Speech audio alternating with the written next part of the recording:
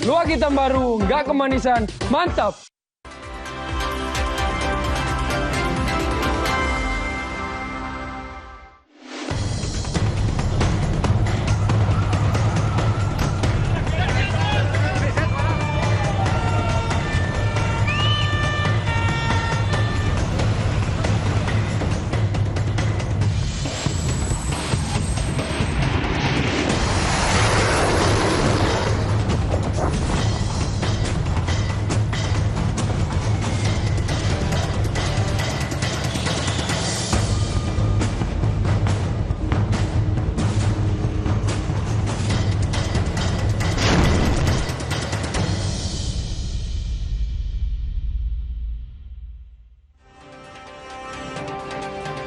Saudara, di tengah serangan udara Israel yang meluas di seluruh Lebanon, Hizbullah mengklaim telah melancarkan serangan rudal ke kapal perang Israel di lepas pantai Lebanon. Dikutip dari sumber berita Al-Manar, Hizbullah merilis video peluncuran rudal dengan target kapal perang Israel di lepas pantai Lebanon. Lokasi dan waktu peluncuran tidak bisa diverifikasi secara independen. Serangan ini terjadi ketika pasukan Israel terus melakukan pemboman udara besar-besaran di seluruh Lebanon Selatan dan sekitarnya.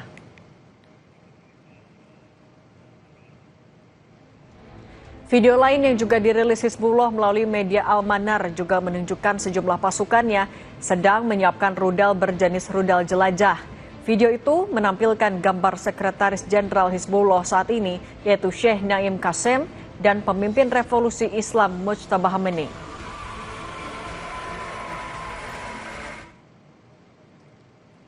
Sementara itu, sistem pertahanan udara Israel berupaya mencegat serangan rudal yang diluncurkan dari Lebanon yang menargetkan wilayah tengah Israel termasuk area sekitar Tel Aviv.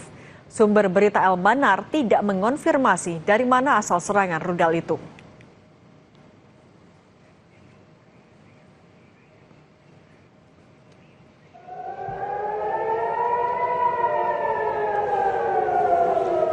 Sirene peringatan bahaya berbunyi di Bandara Ben Gurion saat ada serangan rudal dari Lebanon. Tampak bandara dalam kondisi sepi. Laporan media menyebutkan jadwal penerbangan di Bandara Ben Gurion sempat terganggu. Penumpang dan staf bandara diarahkan ke ruang perlindungan.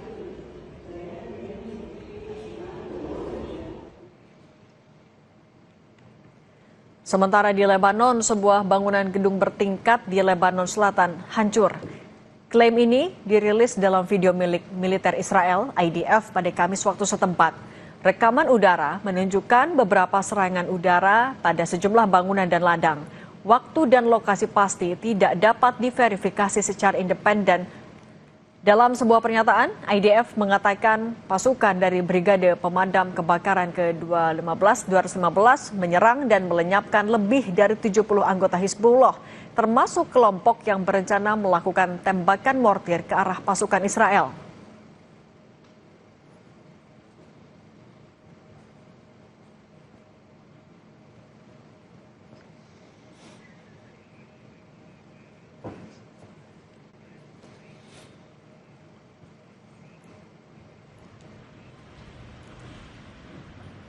Bangunan hancur dan kendaraan hangus setelah serangan udara Israel di Beirut, Lebanon. Puluhan orang dilaporkan tewas dan ratusan orang terluka akibat serangan udara ini. Tim penyelamat dan petugas kebakaran melakukan operasi bantuan di lokasi yang hancur akibat serangan udara Israel.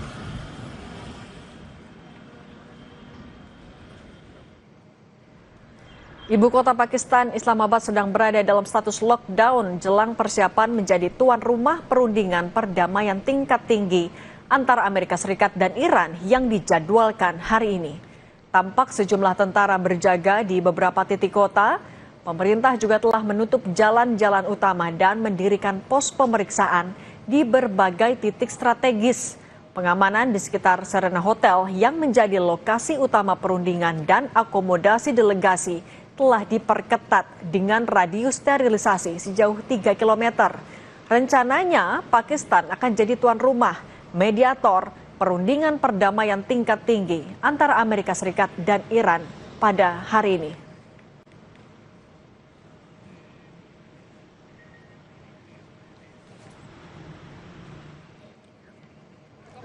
Di tengah gencatan senjata dan proses perundingan damai yang dilakukan Iran dan AS, Israel tetap tidak menghentikan serangan ke kelompok Hizbullah di Lebanon. Apakah ini akan merusak proses perundingan untuk gencatan senjata?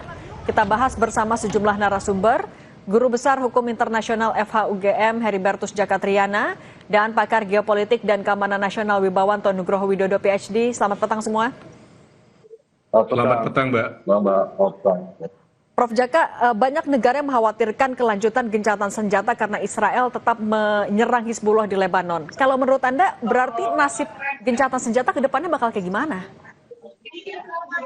Kemarin saya juga sudah menyatakan bahwa dasar hukum dari gencatan senjata ini sebenarnya rapuh sekali karena faktual di lapangan itu sangat ditentukan oleh kepatuhan dari para pihak yang bertikai. Dalam hal ini negara dengan negara dan proksinya. Nah, buntutnya yaitu proksi negara-negara ini, inilah yang nanti juga akan sangat menentukan keberhasilan dari ceasefire yang akan dilakukan dan memulai agreement yang dilaksanakan di Pakistan. Saya kira memang satu syarat kondisi yang harus ditempuh adalah prakondisi perdamaian faktual di antara para pihak terlebih dahulu, sehingga mood di dalam nanti mereka bertemu di Islamabad itu akan tinggi dan menghasilkan poin-poin yang sangat diharapkan oleh banyak pihak.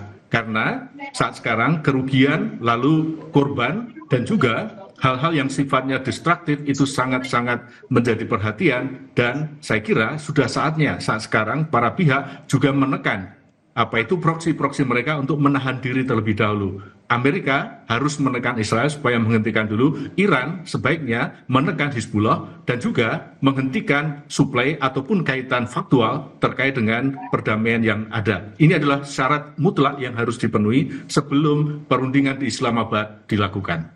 Kalau itu jadi syarat mutlak tapi kenyataannya masih ada serangan, menurut Anda Pak Wibawanto, Iran akan mau bernegosiasi tidak? Jadi saya langsung aja kepada akar masalahnya. Jadi secara esensial, ya, Amerika itu mau mengkonten Iran secara militer, secara nuklir, dan secara pengaruh regional. Artinya melucuti proksi-proksi juga. Yang kedua, Amerika mau memastikan bahwa Hormuz tetap di bawah kontrol global community, termasuk Amerika Serikat. Jika Iran mau mengontrol, Amerika juga harus ikut mengontrol. Yang ketiga, Amerika juga akan mencegah terbentuknya blok Rusia dan China di regional security complex Timur Tengah, dan ini harga mutlak yang tidak bisa ditawar. Sehingga struktur dari regional security complex di Timur Tengah ini diharapkan oleh Amerika setelah konflik ini tetap tidak berubah dan Israel tetap aman. Inilah yang membuat kesannya Israel itu tidak ada yang bisa menekan. Tapi sebenarnya bukan tidak bisa menekan, karena tekanan kepada Israel itu melahirkan konsekuensi, yaitu biaya politik, strategis, dan militer bagi siapapun yang mau menekan. Alasannya pertama, ya, adanya perlindungan Amerika secara militer dan juga diplomasi di Dewan Keamanan PBB, ya, hak veto. Yang kedua, superioritas dari militer dan teknologi, termasuk kemampuan intelijen dan emerging teknologi dari Israel itu sendiri di kawasan.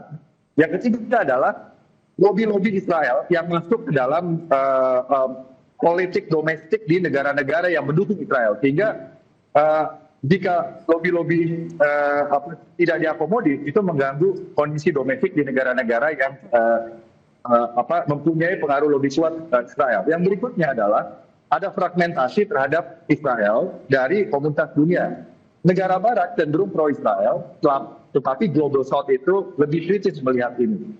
Dan oleh karena itu, kalau ada pihak yang menekan Israel, ya itu pasti akan melahirkan konsekuensi respon dari Israel yang bisa melahirkan eskalasi konflik lebih jauh. Apalagi Israel itu selalu mengklaim right to self-defense, walaupun belum diterima secara universal.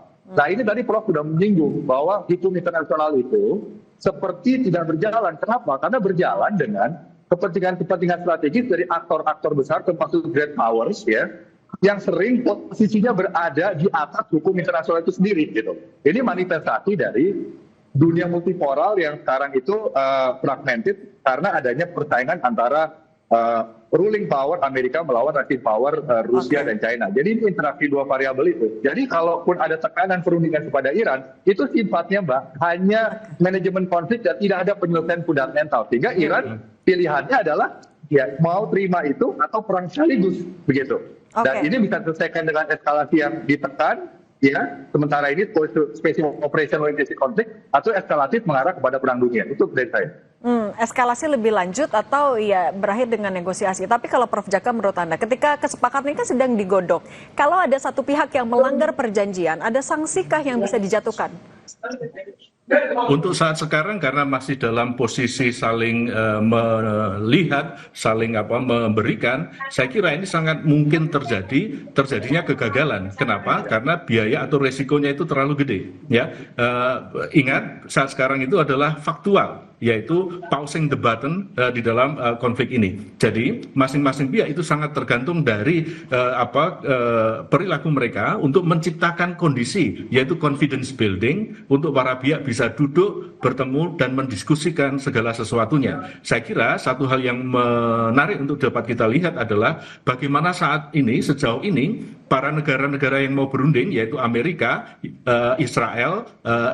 Iran, yang ini ketemu di Pakistan, itu juga nanti kita bisa melihat apakah mereka mengikutkan proksi-proksi mereka sebagai satu bagian dalam rencana pertemuan mereka. Saya kira ini juga menjadi satu prasyarat confidence building. Tapi kalau melihat dari apa yang sudah terjadi akhir-akhir ini, Prof Jaka, tapi kalau melihat apa yang terjadi di akhir-akhir ini, apakah Anda meyakini kesepakatan itu akan bisa tercapai di Islamabad? Paling tidak, kesepakatan ini akan tercapai untuk tadi yang sifatnya adalah bukan yang eksistensial dan bukan mencapai peace agreement. Kenapa? Karena kepentingan-kepentingan ini kan sifatnya sangat-sangat dasar fundamental untuk mereka semuanya. Iran mempertaruhkan segala sesuatunya karena nationhood mereka. Amerika juga pasti nggak mau kalah pamor sebagai negara adidaya. Israel tentu dia akan mempertahankan eksistensi mereka, Israel terhadap apa itu yang terjadi dengan Lebanon, proksinya dengan Hizbullah, ya, Palestina dengan Hamasnya dan lain sebagainya. Sehingga ini sama-sama gagah. Nah, untuk ini saya kira nanti peran dari mediator itu menjadi penting untuk pausing the button ini, yaitu Pakistan dan juga negara-negara lainnya yang memiliki channel langsung dengan para pihak yang sedang bertikai. Untuk sementara saya kira nanti yang faktual atau yang visible terjadi adalah faktual dulu. Tetapi untuk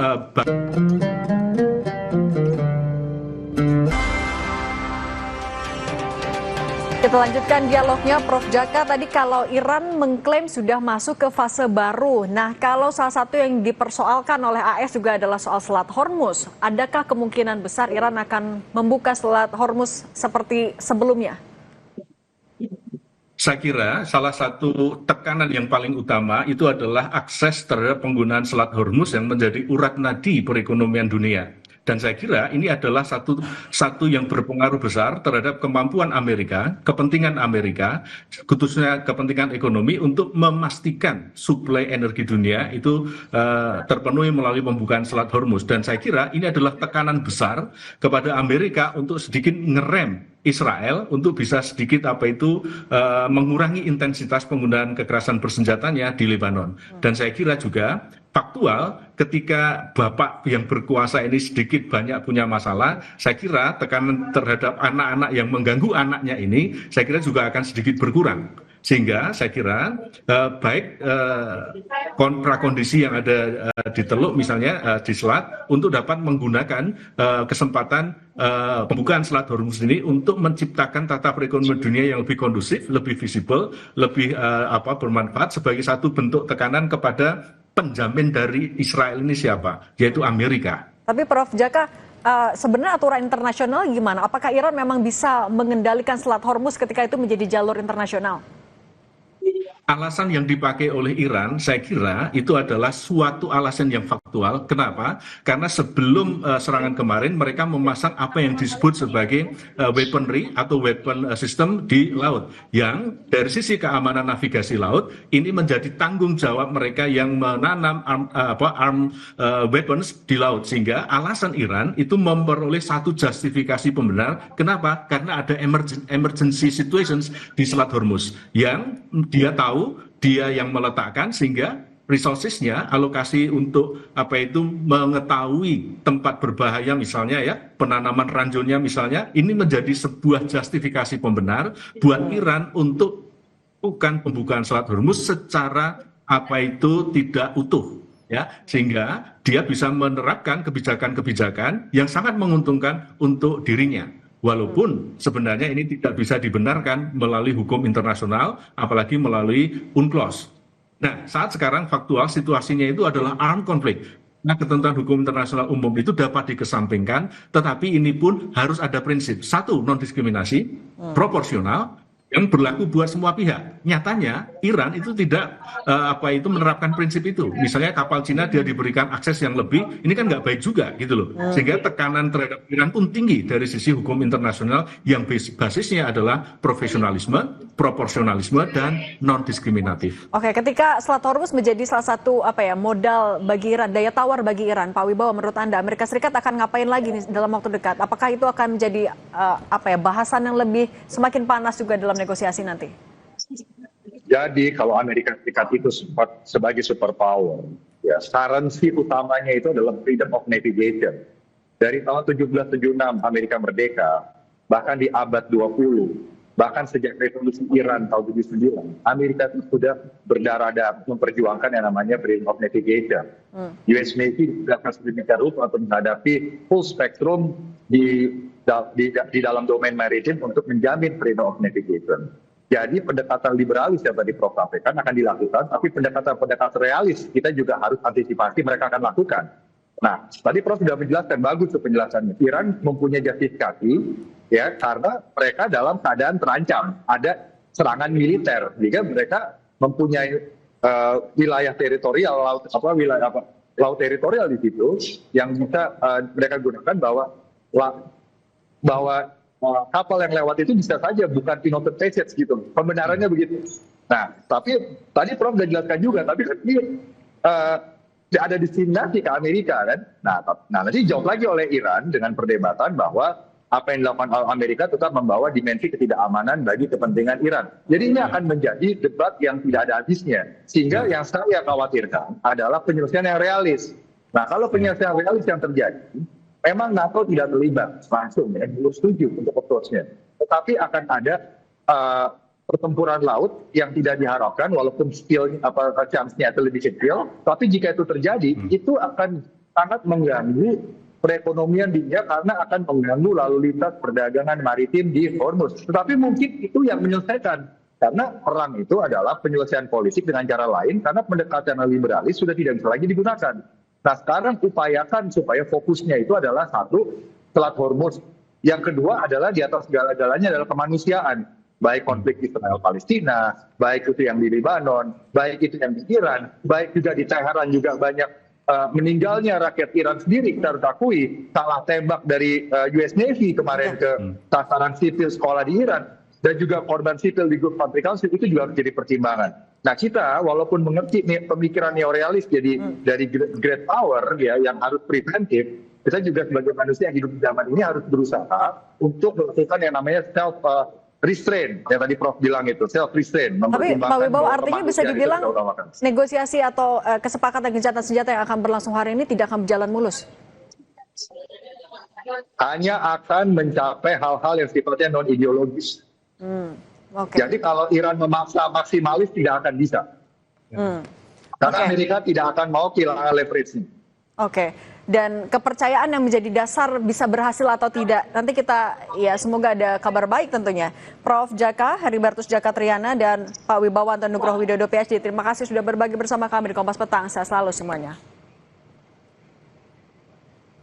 Kami akan kembali di informasi. Kejaksaan Agung menyerahkan 11,4 triliun rupiah ke kas negara dari hasil denda administratif dan penyelamatan uang negara. Penyerahan disaksikan langsung Presiden Prabowo Subianto.